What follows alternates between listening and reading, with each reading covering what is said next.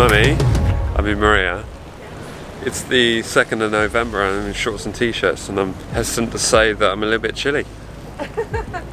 It is. What is the temperature? It's 21 degrees on the 2nd of November. We'll take that. We're in Heraklion at the ancient Venetian fortress on the harbour. So I was just thinking what our parents would have filmed taking us on holiday. Like, if they had the same camera gear that we've got now, what would they have filmed? What do you reckon?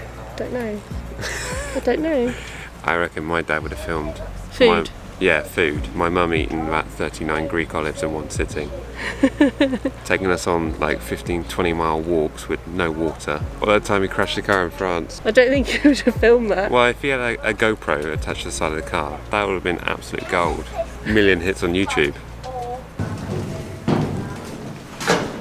Glad we came to have a look. There's a great view from the top.